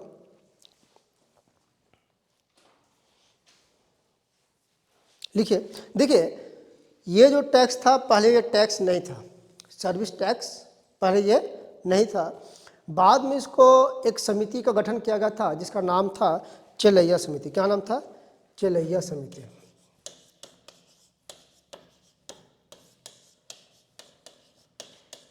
चेलैया समिति था और इसी की अनुशंसा पर, इसी समिति की अनुशंसा पर 1994-95 में, है ना, क्या एक 1994-95 में एक टैक्स अधिरोपित किया गया जिसको कहते हैं क्या? सर्विस टैक्स, सेवा कर। ठीक है। तो कभी कभी अगर ये क्वेश्चन पूछ दे कि चेलैया समिति किस टैक्स से संबंधित है, तो पहला कि अप्रत्यक्ष कर से, है ना, अप्रत्यक्ष कर के अंदर भी कौन? सर्विस टैक्स है ना। और ये सर्विस टैक्स कब लाया गया था? 1994-95 में। ठीक है, तो लिख लीजिए सेवा कर, सेवा कर केंद्र सरकार द्वारा अधिरोपित किया जाने वाला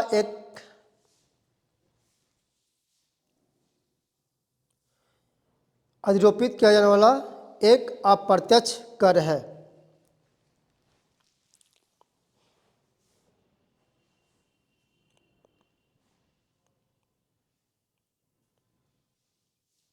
ठीक है। जैसे कभी कभी क्या होता था, जैसे मान चलते हैं कि कोई अगर टैक्स बचाना चाहता है, ठीक है, छुपाना चाहता है, इनकम छुपाना चाहता है, तो हो सकता है कि वो आपको कुछ पैसा दे दे सेवा के रूप में। हम बोले कि भाई इसका फलना को हम सेवा कर दिए, फलना संस्था को सेवा कर दी, ये कर दिए, वो कर दिया ना सर, तो बताइए। अब मालूम चला कि आपको कह दे ले तो अभी तुमको दे देते हैं पैसा, फिर बाद में तुम सब ले लेंगे, नहीं हो सकता है ना। अभी तुमको बोल तुम गच रहे कि हाँ सेवा है ना, सेवा प्रदान, तब तब इसीलिए सर ये तो बड़ी गड़बड़ है ना, ये बहुत गड़बड़। जैसे अभी भी देखिएगा कि अनुच्छेद 27 में क्या कहता है? 27 में ही है कि अगर किसी भी संस्कृति को या संस्कृति नहीं कहिए आप, क्या कहते, धर्म को बढ़ावा देना चाहते हैं, है ना, उसके विस्तार के लिए पैसा देना चाहते हैं, तो आप उस पर जो भी पैसा दीजिएगा उस पर टैक्स नहीं लगेगा। होता है ना। जैसे मान लीजिए कि महावीर मंदिर में ही जाइए और आप पैसा दान देना चाहते हैं कि इसको विस्तार करते, उस पर जब पैसा दे रहे हैं उस पर टैक्स आपका नहीं लगेगा। बहुत सारा समस्या ये इसमें से गुजरता है ना। एक्चुअली है क्या कि ठीक है दिखावटी में तो दे दिया पैसा इतना दे, मालूम चला फिर वहाँ से पैसा रिटर्न आ गया उसके पास, उतना तो उसका टैक्स बचा ना, है ना, वाइट मनी हो गया। तो मंदिर और मस्जिद ये सब क्या है? वाइट मनी का बढ़िया, है ना, तरीका है। ठीक है ना। तो बहुत लोग देखिएगा कि बड़े बड़े आदमी मंदिर खोल देता है, ये कहता है बहुत पुण्य का काम किया है ना। स्कूल का क्या पुण्य का काम थोड़ी किया है, अरे वो पुण्य है ना, पाप छिपाने के लिए वो काम किया है। ठीक है।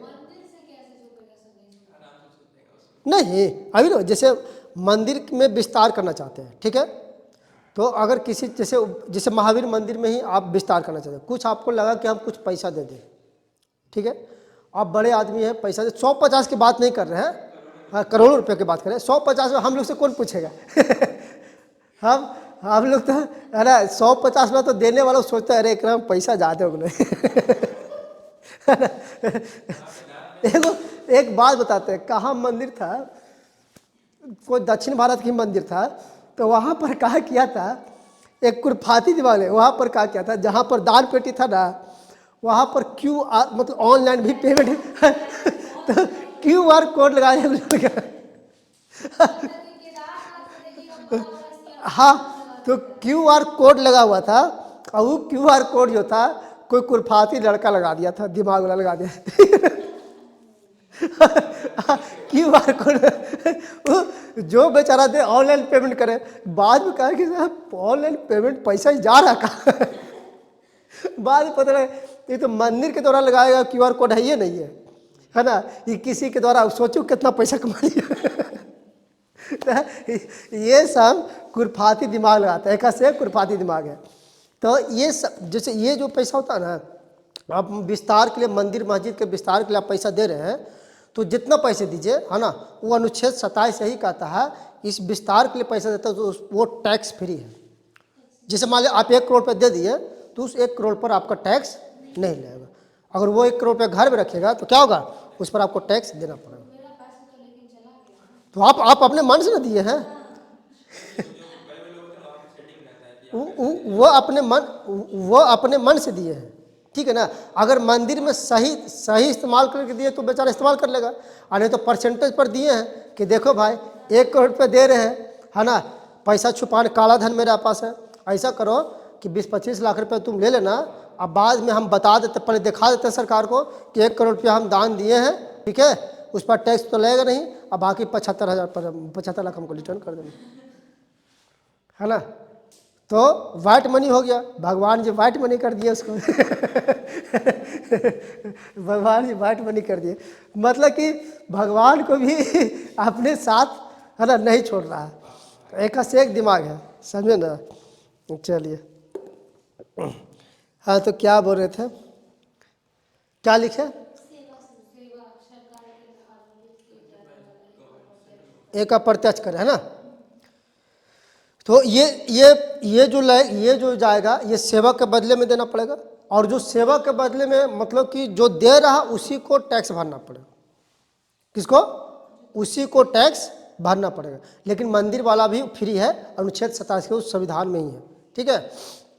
तो इससे बचने के लिए ये सब काम करता था, लेकिन चलैया समिति का है कि नहीं, अब ये टैक्स भरना पड़ेगा इसके एवज में, ठीक है। तो लिख लीजिए इसके बारे में, इसमें कर की भुगतान करने की जिम्मेदारी सेवा प्रदाता की ही होती है, सेवा जो सेवा दे रहा है ना, सेवा प्रदाता की होती है।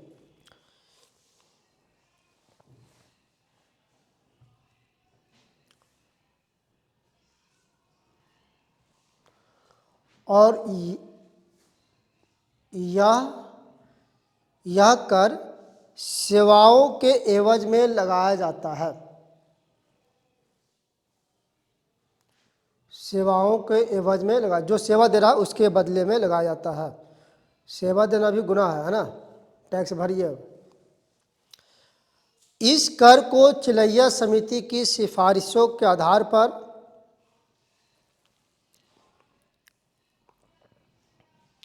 चलैया समिति की सिफारिशों के आधार पर 1994-95 में लागू किया गया था।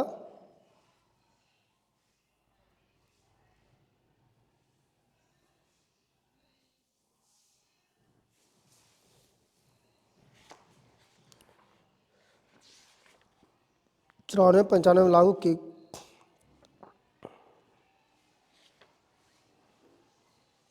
किया गया था। बाद में इसे 88 है ना 88 संशोधन अमेंडमेंट 22 में से 88वें संशोधन द्वारा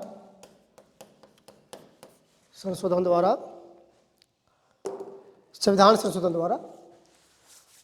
संशोधन द्वारा 7वीं अनुसूची की संघ सूची में जोड़ दिया गया। मतलब अब ये केंद्र सरकार के अंतर्गत आ गया, ठीक है। 7वीं अनुसूची की संघ सूची में जोड़ दिया गया।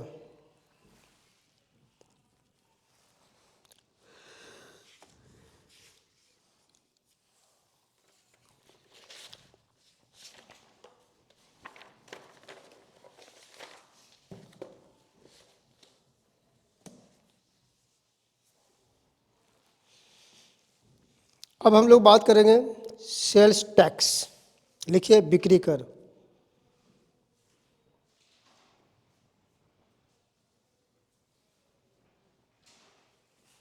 ठीक है, सेल्स टैक्स, बिक्री कर।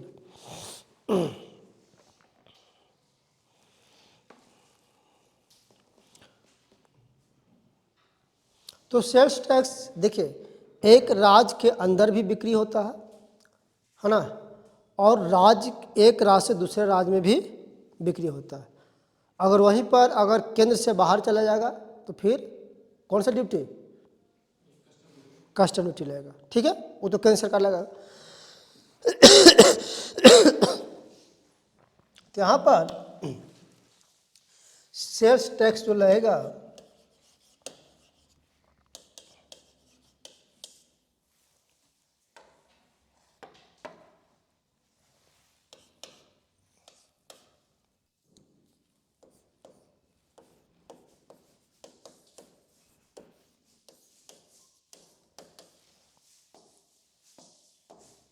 बिक्री कर जो लगेगा, यहाँ पर दोनों लगाएगा सेल्स टैक्स, स्टेट के द्वारा भी और केंद्र के द्वारा भी।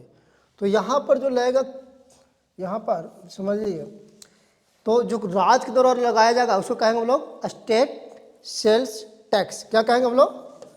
State sales tax. और केंद्र के द्वारा जो लगाया जाएगा उसको कहेंगे central sales tax. Central sales tax. ठीक है, सेंट्रल सेल्स टैक्स। थोड़ा सा समझ लेते हैं हम लोग सेंट्रल सेल्स टैक्स के बारे में, थोड़ी सी बातों को समझ लेते हैं। इसी के साथ हम लोग स्टेट सेल्स टैक्स भी समझ लेंगे। ठीक है, सेंट्रल सेल्स टैक्स।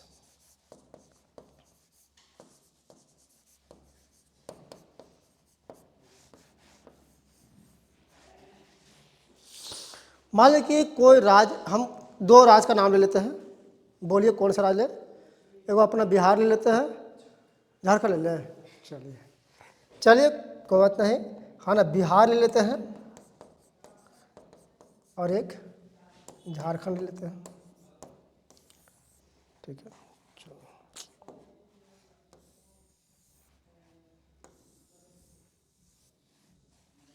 झारखंड दो ले। यहाँ पर बिहार राज्य में कुछ वस्तु का उत्पादन हो रहा है। ठीक है, कौन सा वस्तु का उत्पादन? कुछ भी कर लिख लीजिए, कौन सा वस्तु? कुछ ऐसा वस्तु का नाम बताइए। पंखा, एसी, कुछ भी लिख देते हैं। ठीक है, एसी मान चलते हैं, एसी वस्तु का उत्पादन हुआ।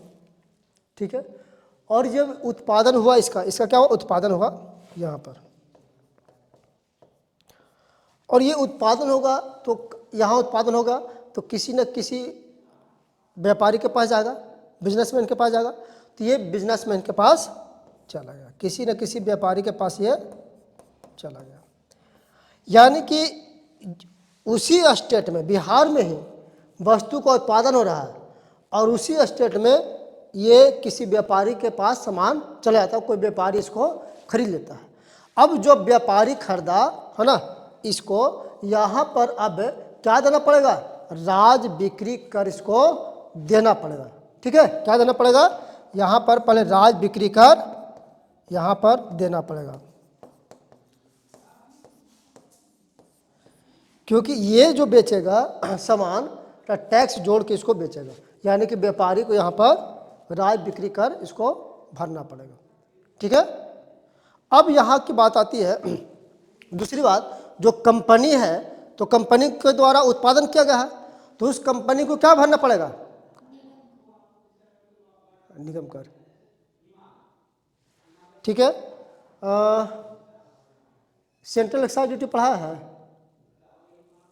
ये बताया है कि नहीं? उत्पाद शुल्क बताया ना, बताया है, एक्साइज ड्यूटी बताया ना, तब तो क्या देना? निगम कर कंपनी पर लगता है। ठीक है, तो ये क्या कर रहा है? ये आपको एक्साइज ड्यूटी इसको भरना पड़ेगा, सेंट्रल एक्साइज ड्यूटी इसको भरना पड़ेगा। ठीक है, ठीक है, तो यहाँ ये हो गया। अब दूसरी बात यहाँ पर देखिए, अब ये व्यापारी क्या करेगा, हो सकता है कि अब ये व्यापारी दूसरे स्टेट में जाके क्या करेगा, बिक्री करेगा। अब झारखंड में ये व्यापारी जाके भाई बेचेगा, झारखंड में व्यापारी जाएगा।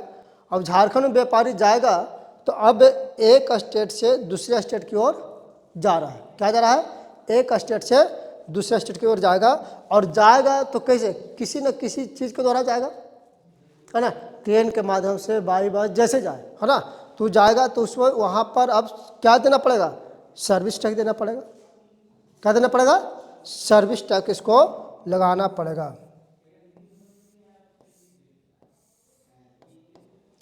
ये क्या देना पड़ेगा, सर्विस टैक्स। ठीक है, सर्विस टैक्स। अब जैसे ही यहाँ पर इस राज्य में एंट्री करेगा तो एंट्री मारने से पहले, इस राज्य में घुसने से पहले, ये राज्य वाला यहाँ पर बॉर्डर पर खड़ा है, कहाँ घुस रहा है सही।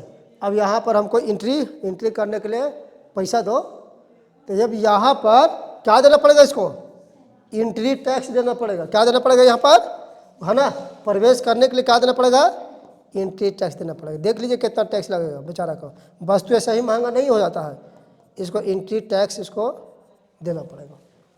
ठीक है, अब एंट्री टैक्स दे के अब किसी व्यापारी को यहाँ पर सामान बेच देगा, है ना।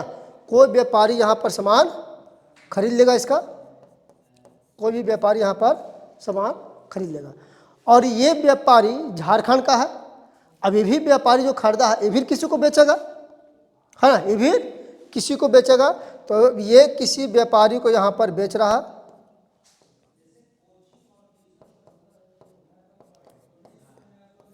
ये किसी व्यापारी को बेचेगा। तब ये अब झारखंड में हो रहा है, एक व्यापारी से दूसरे व्यापारी बेच रहा है। अब यहाँ पर क्या देना पड़ेगा, इसको राज बिक्री कर, है ना, यहाँ पर भी क्या देना पड़ेगा, राज बिक्री कर देना पड़ेगा।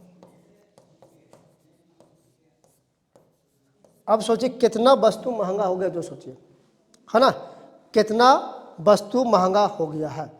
ठीक है, अब यहाँ पर हम क्या बताए थे कि सेल टैक्स, है ना, बिक्री कर अगर स्टेट के द्वारा लगाया जाएगा तो स्टेट सेल टैक्स, और केंद्र के द्वारा लगाएगा तो सेंट्रल सेल्स टैक्स।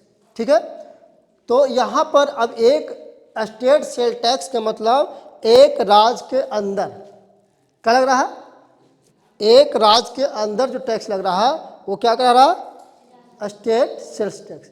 लेकिन अब यहाँ पर देख लीजिए, एक राज्य से दूसरे राज्य की ओर जा रहा है। अब यहाँ पर जो लगेगा टैक्स, है ना, ये लगेगा सेंट्रल सेल्स टैक्स लगेगा। मतलब कि देखिए यहाँ तक वस्तु पहुँचने में कितना महंगा हो रहा है, इसको बेचारा को, कंपनी को एक्साइज ड्यूटी देना पड़ेगा, उत्पाद शुल्क, ये अपना जोड़ डाल लेगा, है ना। अभी व्यापारी खरीदेगा तो व्यापारी को राज बिक्री कर देना पड़ेगा, है ना, ये हो गया। यहाँ से व्यापारी सामान उठा के जाएगा दूसरे राज्य में, तो जिससे लेके जाएगा उसको सर्विस टैक्स देना पड़ेगा, है ना। सर्विस टैक्स तो देना ही पड़ेगा। और यहाँ पर जाते जाते इसको सेंट्रल सेल्स टैक्स भी देना पड़ेगा, क्योंकि एक राज्य से दूसरे राज्य में वो प्रवेश कर रहा है। प्रवेश करने से पहले के बेचारा का, है ना, एंट्री टैक्स भरना पड़ेगा, है ना, एंट्री टैक्स। अब ये तब जाके दूसरा व्यापारी को देगा। अब ये निश्चित होकर कहेगा जो भाई अब दे दिए, अब हम रहने दो। अब ये व्यापारी क्या करेगा, दूसरा को बेचेगा, जैसा ही बेचेगा तो ये राज बिक्री कर देना पड़ेगा। अब सब वस्तु पर इतना सारा टैक्स लग रहा है, अब जाएगा कस्टमर के पास तो ये सब जोड़ जाड़ के कस्टमर से ले लेगा सब जोड़ जाड़ को, है ना। यानी कि 1 रुपया का सामान अगर 10 रुपये का सामान है, अब सोचिए एक कितना, एक यहाँ पर 1 2 3 4 5 6 7 को टैक्स देना पड़ेगा उसको, है 7-8 जगह टैक्स देना पड़ रहा है। सोचिए कितने वस्तु महंगा, मालूम चला कि 10 रुपया इसमें इंक्लूड हो रहा है, अब वस्तु का दाम 20 रुपये हो गया, है ना। अब आदमी मतलब सामान बेचने वाला भी पगला जाता है, कौन टैक्स कहाँ, वो बिजनेस करने वाला 10 जगह टैक्स बेचारा के दिमाग एकदम, है ना। अब सबसे बढ़िया आ जाए, इससे बढ़िया जीएसटी, समझा गया। तो ये कैसे कैसे लग रहा है टैक्स, इसको थोड़ा समझ लीजिए और लिख लीजिए इसको, पहले डायग्राम समझ लीजिए, उसके बाद हम लोग